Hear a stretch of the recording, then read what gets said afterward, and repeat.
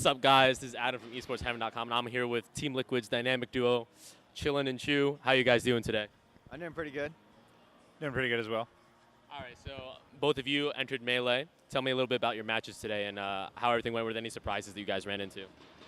Okay, so I played against SFAT, and I ended up losing against SFAT. He's a really, really good Fox player. He picked FD against me first round, which wasn't a smart idea. So I ended up beating him with like 2 stocks remaining, because Ice Commerce beats like every single character on FD. So, and then after that, I played against, and I lost to SFAT. I picked a bad stage, but yeah. And then I played against Moon. He ended up beating me. He's a really good player. He knows the Ice Commerce matchup. He actually beat me the last time we played as well, at Air last year, actually. All right, so I also had SFAT. Yeah, so he took us both out. He put me in losers, and then I actually lost to East Coast Chef, who's a pretty underrated, underknown Fox player. He's definitely pretty good, but I definitely didn't feel like I was on my game today, so pretty disappointing finish for me. Yo, I was actually about to ask you guys that. How do you feel about your performance here at EVO? Did you guys like really prep hard for this tournament? What kind of prep did you guys do? And overall, how do you feel about everything that happened? I spent a lot of hours studying matches. I studied my match versus Zoo. I really did not want to lose to Zoo, and I really wanted to get out of my pool. And I ended up doing that. I ended up accomplishing my goal. However, I didn't put that much time into SFAT, which I feel like I should have. I should have like thought about like, you know, like what stages should I pick against SFAT. Like now I know. I'm glad I was able to play SFAT, and I'm glad I lost him, because now I know what I need to do to beat him, and like, you know, what stages and whatnot in order to do better. But yeah, I did a lot of hours of studying, lots and lots of hours. So I've been on a tech skill grind regimen for a few weeks now, and it's definitely starting to help. But I think I need to start practicing more against other people, because I think my neutral is starting to suffer a little bit. And specifically today, I lost to 2 Foxes, so I think that I need to basically focus more on the Fox Ditto itself, and I kind of just got complacent because I was so used to the matchup for a long time, and I thought I was good, basically, and I haven't been practicing it lately, so you got to like keep practicing matchups. You can't just learn it once and be done, you know what I mean? So I think I need to start practicing against a lot more Foxes to get used to the matchup again, and that's basically what I was missing from my training, was making sure I was practicing enough different matchups, even the ones I think I'm already familiar with. So you're both on Team Liquid now. Chu just got acquired. Is this something that was always that you were both trying to make happen, or is it more like you saw what happened with Team UGS and Team CLG, and you were like, okay, this is something that we should both do, and you kind of took after them? All right, so it actually goes back to when Liquid actually picked up Ken and Korean DJ, and then when me and Chillindude saw that, we were just like, oh my gosh, like an organization's actually getting into Smash. That was the first organization getting into Smash, and I was just like, yo, Chillin, let's try to get on Team Liquid, or try to get on like another organization or something like that. And it ended up working out. We ended up talking to some people from the League community, and they helped out Chillin, and they got him a sponsorship with Curse. And then I ended up getting a sponsorship with Mortality. And a couple of years later down the line, Chillindude was talking with our team manager. Her name is Brittany, and I kept telling Chillindude, you know, hey, you know, is Team Liquid trying to like pick up another player? Eventually, you know, I got second at DreamHack Austin, and then I got, you know, I beat Mango 3 times this year. I beat Music King 3 times this year. Brittany was like, yeah, let's pick up ESH. Like, this is a perfect opportunity. So I got second place at DreamHack Austin, and then that's when she approached me, and then I was like, yeah, I'm down to be on Team Liquid.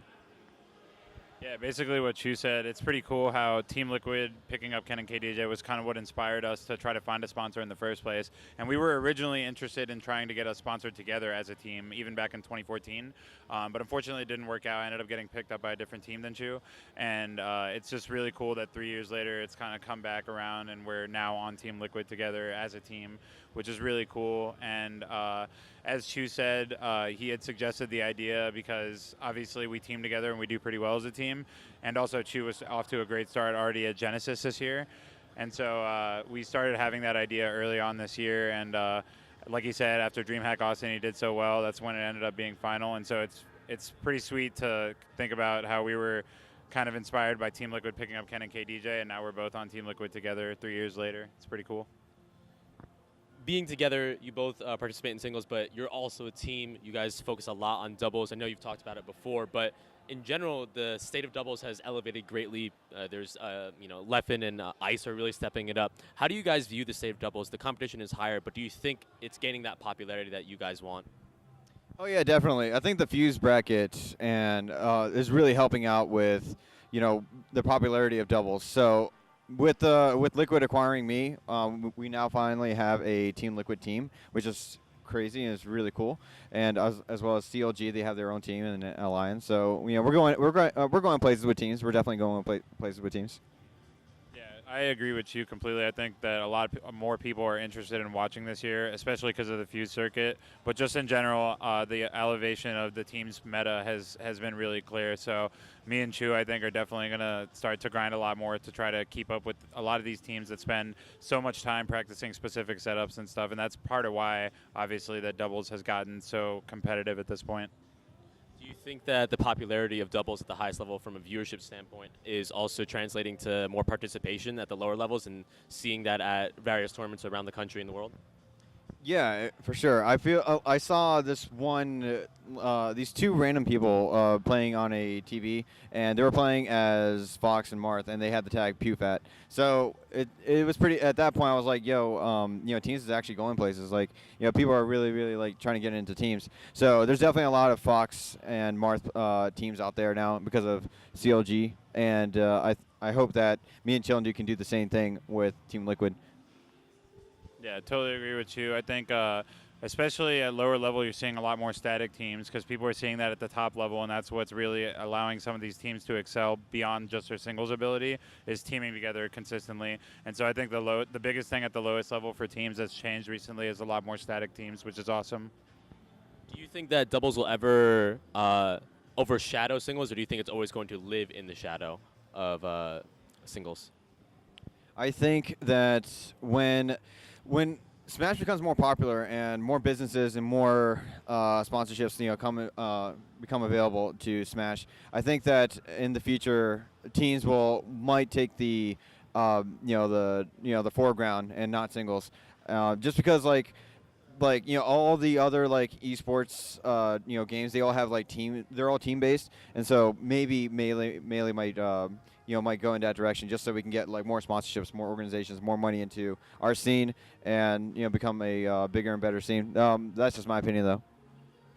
Yeah, I mean, I kind of agree with Chu. I think there's a lot more depth possibility in teams, basically, and we're only really scratching the surface with the recent upswing of the meta in teams. And I think that if we see teams practice together a lot more consistently, like we see from Android Armada, like we see from PewFat, then that'll allow the meta to develop so much more. And honestly, to an extent, singles is starting to get stale in some ways because of certain aspects of the meta.